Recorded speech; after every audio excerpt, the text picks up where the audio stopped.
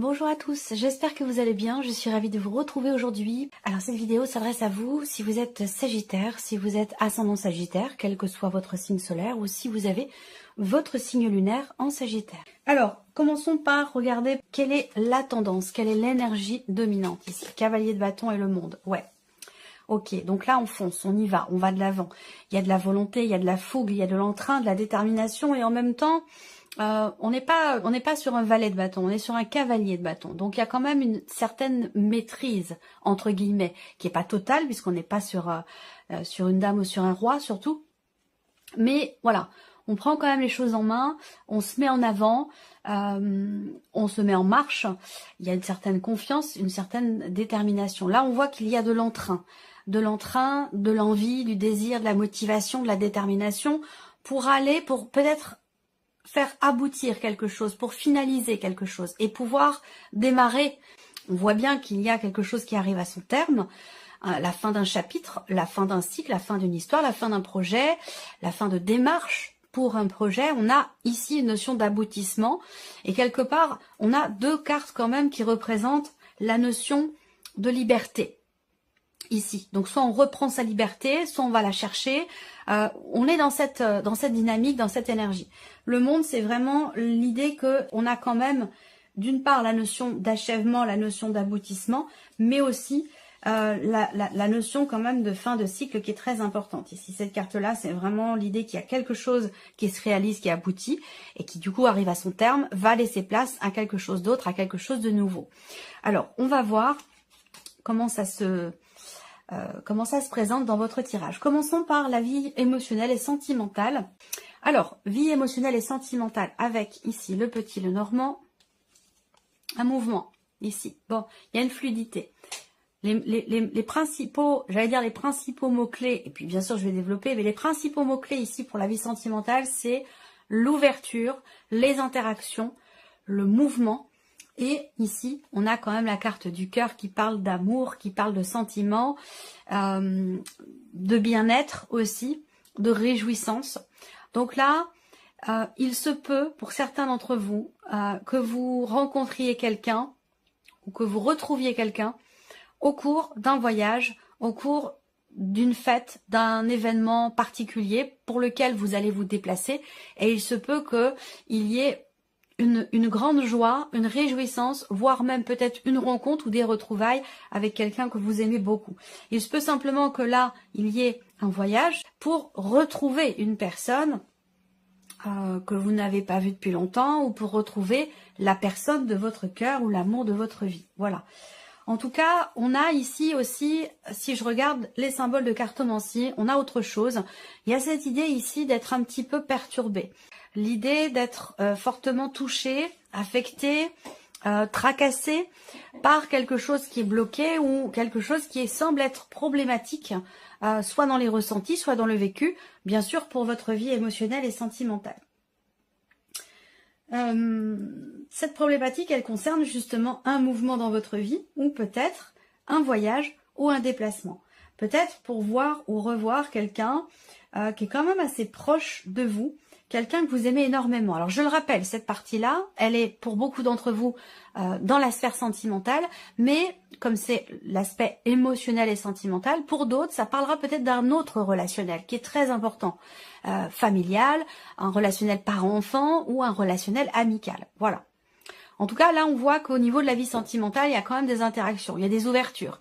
Si vous êtes célibataire, là, pour moi, il y a quelque chose qui bouge, qui change dans votre vie sentimentale par rapport à votre environnement social, par rapport à un groupe d'amis, des personnes que vous fréquentez, avec lesquelles vous avez des interactions. On voit quelque chose qui bouge, qui change, et peut-être que là, voilà, je reviens sur cette idée d'une rencontre, d'un rapprochement, ou en tout cas, de grandes réjouissances, des émotions positives et bienveillantes, aussi bien dans les ressentis que dans ce qui est vécu. Donc comme je vous l'ai dit, pour certains ou certaines d'entre vous, il y a une situation qui est problématique pour vous. Il y a quelque chose qui vous tracasse, qui vous préoccupe et qui est fortement problématique. Donc on voit qu'effectivement avec le 10 d'épée, vous entrez dans le mois avec une problématique, un blocage, quelque chose qui vous tracasse, et pour d'autres, Et c'est une expression, quelque chose qui vous rend malade, sur lequel vous êtes vraiment focalisé. Donc on voit qu'avec le 10 d'épée, effectivement, vous avez beaucoup cogité, vous êtes beaucoup inquiété, il y a eu des peurs, il y a eu des doutes, il y a eu quelque chose d'assez difficile, d'assez éprouvant ou douloureux qui a été traversé. Vous arrivez au bout ici. Le 10 d'épée, c'est la fin. C'est la fin d'une situation, d'une énergie, d'une problématique, de quelque chose qui a été quand même assez compliqué à vivre ou compliqué à gérer. Alors, on regarde l'évolution. Eh oui, on a la carte du monde. Donc effectivement là, aboutissement, achèvement, fin de cycle. Là, il y a un départ ou un mouvement qui vous fait vous sentir bien, qui vous fait vous sentir accompli. Il y a cette notion de liberté aussi qui est là. Donc peut-être qu'on reprend sa liberté. Encore une fois, c'est une expression. Hein, on reprend sa liberté par rapport à une situation qui était extrêmement anxiogène, extrêmement perturbante. Voilà. Là, il peut s'agir effectivement d'un voyage, parce qu'on a le monde et le bateau ici, l'environnement, le changement. Donc là, peut-être que pour certains d'entre vous, on vous dit, eh bien, simplement, alors c'est pas forcément l'étranger, hein, mais ça peut être une autre région, ça peut être le fait de prendre le temps d'un week-end, d'aller s'aérer un petit peu, changer d'environnement, changer d'air, s'offrir de nouvelles perspectives, de nouvelles énergies pour se régénérer et pour aussi mettre les soucis de côté et se donner la chance aussi de pouvoir avoir de nouvelles interactions et de pouvoir rencontrer quelqu'un pour certains d'entre vous. Là, on a ici une forme de lâcher prise aussi. Pour certains ou certaines d'entre vous, plus particulièrement, je vais parler peut-être plus aux femmes ici et surtout aux femmes qui sont mamans. Il y a sur le plan émotionnel et par rapport à votre vie sentimentale, parce que les deux sont liés, il y a une forme de lâcher prise ici. Il y a une forme de lâcher prise, on prend ses distances par rapport aux enfants peut-être, où il y a ce côté ici effectivement où on lâche prise. On lâche prise et on se détache d'une situation ou de quelque chose qui a été quand même douloureux et compliqué à vivre. Donc il y a une notion effectivement de détachement, on a besoin de changer d'air ici. Voilà. Et ça va apporter quand même quelque part une forme d'équilibre sur le plan émotionnel. Ça va faire du bien. Et ça peut faire du bien aussi à votre vie sentimentale, à vous en tant que femme. Vous voyez, prise de distance et lâcher prise en tant que mère pour l'équilibre, l'épanouissement de votre condition de femme dans votre vie sentimentale. Voilà, comme ça que je perçois les choses. Alors, je continue. Vie active et professionnelle ici, donc vos activités, votre travail, vos recherches d'emploi, votre formation, tout ce qui est en lien en fait avec vos activités ou en lien avec votre vie professionnelle. Alors, dans le cadre pro, on voit qu'il y a un relationnel qui est compliqué, voire même pénible ici. Une difficulté qui est rencontrée dans un relationnel avec une personne qui fait partie de votre entourage professionnel ou avec une personne qui s'occupe de votre situation ou de votre dossier. Là, on a quelque chose qui prend fin ici. Hein. On a la fin d'une relation, la fin de quelque chose. Il se peut également que vous soyez ce mois-ci en difficulté, professionnellement parlant. Pourquoi ? Parce que votre associé, votre collègue de travail, la personne avec qui vous bossez en binôme, elle va se mettre en arrêt maladie, est en burn-out ou quelque chose comme ça. Et donc, finalement, peut-être que la charge de travail vous revient. Ça, c'est possible également. On peut parler effectivement de cette énergie-là ici au niveau professionnel. Ce que je peux voir aussi là, sur la sphère pro, c'est qu'il y a, dans un premier temps, on me parle de propositions. On me parle également de projets. Et que par rapport à ça, il y a des choses qui sont bloquées. Voilà. On va parler de blocage, on va parler de retard. Après, on a quand même ici, toujours avec les symboles de cartomancie, tout ce qui est en rapport avec des propositions, en rapport avec des projets, effectivement quelque chose qui bloque. Et on peut vous dire ici que il va d'abord être question de régler les problématiques qui sont rencontrées, de débloquer ce qui semble être bloqué pour pouvoir continuer de faire évoluer un projet ou une proposition à un moment donné qui est faite. Je ne sais pas si c'est vous qui faites une proposition ou quelqu'un qui est en face de vous, mais on va parler ici quand même d'avoir à régler finalement ce qui est à l'origine des retards ou des blocages dans le cas de certains projets. Voilà. Alors, on continue. Regardons avec le tarot, vie active et professionnelle. 6 de denier. Alors, il est question d'une aide financière. Il est question d'un soutien. Donc là, on peut parler effectivement... Alors, c'est peut-être pas forcément votre collègue, hein, ça peut être vous qui vous mettez en arrêt de travail, en arrêt maladie, parce que voilà, vous vivez quelque chose de trop difficile dans la sphère professionnelle et qui peut très bien être sur un plan relationnel, c'est possible. Donc là, on a une dimension financière ici, par rapport au travail, à la vie pro, où on parle ici d'une aide financière, d'un soutien. Donc il y a peut-être un projet où il est question de faire des démarches peut-être pour obtenir une aide ou un soutien financier, que ce soit dans le cadre d'un arrêt maladie ou que ce soit par rapport à un projet. Là, on a le 3 de coupe. Donc, c'est intéressant parce que le 3 de coupe représente ici le fait qu'il y ait soit une bonne nouvelle, soit quelque chose qui met dans la joie. Par rapport peut-être à de l'argent, par rapport à du financier. On a une notion de réjouissance ici par rapport au fait que quelque chose change fondamentalement ou par rapport à une situation qui prend fin ou qui s'arrête ici. Il y a peut-être un événement ou une date importante, quelque chose qui fait que, ici, avec le 3 de coupe, on est quand même dans la réjouissance. On va regarder la dernière carte ici, le cavalier de coupe. Ok. Cavalier de coupe, ici, c'est une carte de mouvement. C'est une carte de mouvement, donc on va quelque part, on va dans quelque chose, on va vers quelque chose. Et ce cavalier de coupe, il va vers où? Il va vers ce qu'il a toujours souhaité au plus profond de lui. Voilà. Donc c'est l'idée d'avancer vers ce qui nous fait du bien et quelque part de se distancier de ce qui a pu nous être pénible à un moment donné, que ce soit une situation professionnelle ou que ce soit un relationnel dans le cadre du travail ou dans le cadre d'une formation ici. On va de l'avant, on va vers ce que notre cœur nous souffle quelque part, on suit ses émotions, ses ressentis, ses intuitions et on va dans une direction qui, évidemment, potentiellement, nous fait du bien. Il y a vraiment ici quelque chose qui se remet en mouvement dans la sphère professionnelle. Est-ce que c'est par rapport à une dimension financière ou par rapport à peut-être une bonne nouvelle concernant la fin d'une situation, concernant une finalité ou dans quelque chose qui change fondamentalement par rapport à une situation pénible ou difficile? Alors, on continue.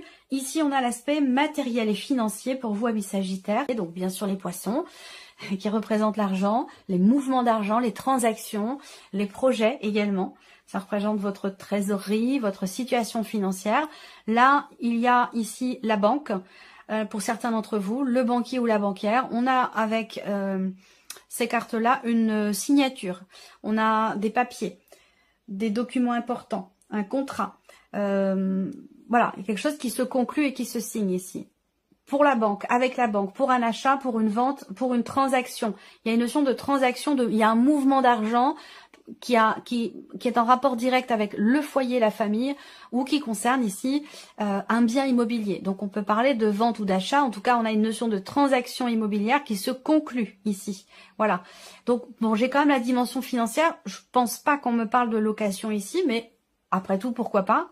Si vous êtes en attente de pouvoir conclure quelque chose dans ce sens, c'est possible également. Voilà. Mais en tout cas, on a au niveau des finances une notion de stabilité, une gestion qui est quand même assez carrée, des mouvements qui sont sécurites, mouvements d'argent qui sont peut-être calculés, il y a vraiment cette notion de stabilité ici. Donc soit on fait les choses un petit peu au feeling aussi, on suit son intuition pour pouvoir garder une stabilité financière ou pour pouvoir atteindre une stabilité financière. Ensuite ici, qu'est-ce qu'on a avec le tarot? La roue de fortune. Donc effectivement, on parle encore une fois de fin de cycle. Vous avez un tirage quand même, ça peut être un tournant. Vous avez quand même 2 fois la carte du monde, vous avez l'impératrice, vous avez la roue de fortune, vous avez le jugement. C'est quand même un mois, vous avez la lune aussi au dos ici. Suivre ses ressentis profonds, ses intuitions. Là, il y a une guérison émotionnelle. Là. Il y a une guérison sur un plan émotionnel. Oui, si vous regardez la vie émotionnelle, là, vous sortez de quelque chose de lourd. Vous repartez de zéro. Nouveau départ ici, là, très clairement, avec une certaine abondance dans les émotions et dans les sentiments. Donc, il y a un mieux-être au niveau de la vie émotionnelle ou de la vie sentimentale. Donc, je reviens ici aux finances, à tout ce qui est matériel et financier. La roue de fortune, c'est un mouvement. c'est une carte de mouvement, c'est une carte aussi qui représente la fin de quelque chose, pas forcément un aboutissement, mais il y a un cap qui est passé. Il y a un cap qui est passé, soit en termes de gestion financière, soit par rapport à une notion d'investissement concernant une transaction ou tout simplement pour vos finances ou votre trésorerie. La roue de fortune ici, elle représente bien quelque chose de nouveau. Quelque chose de nouveau, la fin d'un chapitre qui va laisser place à quelque chose d'autre ici. Donc, si on parle effectivement de transactions immobilières, on peut parler aussi d'un nouveau cycle sur le plan financier où vous allez, ici on va voir les deux autres cartes du tarot, mais pour moi vous allez vers une certaine stabilité. Alors, le 7 de bâton ici, pour moi, indique le fait qu'il est question pour vous d'aller au bout des choses, de finaliser, de pouvoir passer à autre chose. Il y a cette notion ici de ténacité, là. Il y a une ténacité qui est, on affronte les obstacles, voilà, on tient bon, on faiblit pas, quels que soient les obstacles qui se présentent, on voit bien que vous avez ici un projet, quel qu'il soit familial ou en rapport à un patrimoine, un bien immobilier, on voit bien que là, vous faites preuve de détermination et que quand bien même il y a des obstacles sur votre route, peu importe, voilà, je pense que vous avez un objectif et que vous voulez vous y tenir, vous voulez aller au bout des choses. Et oui, le 9 de coupe. Donc c'est pas mal. C'est pas mal parce que là, au niveau matériel et financier, je pense qu'effectivement, il y a cette idée de gérer, de bien gérer les choses. Peut-être à deux, peut-être en couple. Il y a cette notion quand même il y a quelque chose de très carré dans un mouvement, vous voyez, une bonne organisation, une bonne gestion. Le 9 de coupe, c'est aussi un petit coup de pouce de l'univers concernant tout ce qui est en rapport avec le foyer, la famille, tout ce qui est matériel et bien sûr financier. Il y a un petit coup de pouce ici de l'univers. C'est aussi la carte qui représente une réussite, une satisfaction. Là, il y a un combat qui est mené pour un changement. Il y a une grande détermination pour aller au bout de quelque chose. Peut-être pour une fin de dossier, fin de projet, finaliser quelque chose et pouvoir continuer, avancer et avoir d'autres projets. Voilà. En tout cas, on a une notion de réussite. Vous avez de belles énergies pour tout ce qui est matériel et financier. Alors, regardons la surprise et l'inattendu. Pour vous les Sagittaires, qu'est-ce qu'on a ici avec le petit Lenormand? Le bouquet qui représente un cadeau, qui représente une surprise, une notion de bien-être. Alors, on va voir en fonction évidemment des autres cartes qui suivent. Là, proposition, surprise inattendue, ça peut être une proposition de travail, une offre d'emploi. Ça peut être aussi un cadeau qui vous est fait venant d'une personne qui vous est très très proche. Donc peut-être que... je réfléchis. Ce cadeau.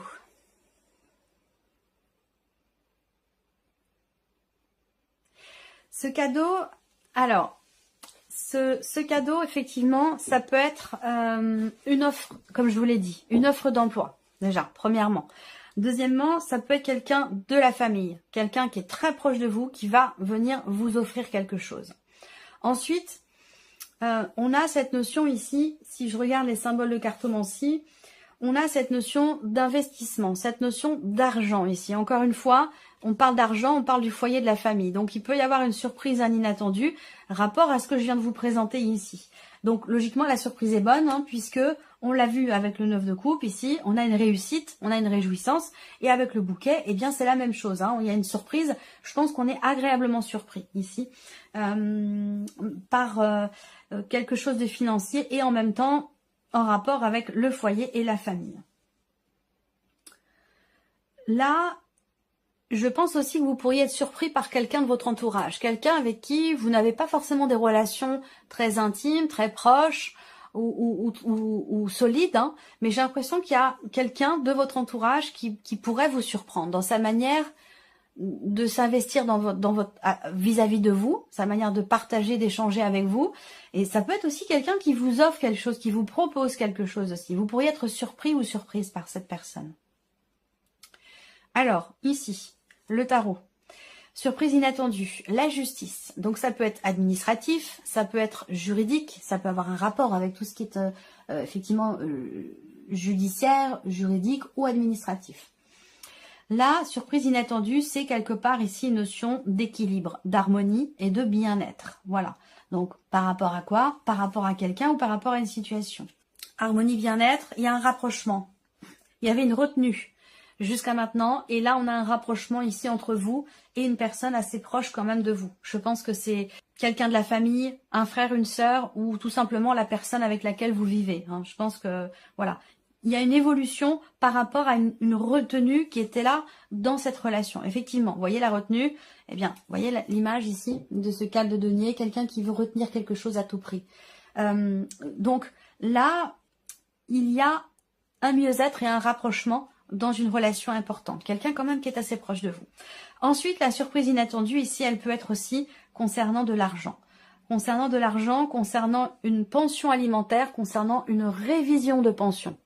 Voilà, il y a quelque chose qui va dans ce sens, je pense, où on voit quelqu'un qui est un petit peu, soit qui est en difficulté financièrement, soit c'est quelqu'un qui est un petit peu près de son argent, voilà, et qui n'est pas forcément en volonté de vous donner plus, par exemple, vous voyez.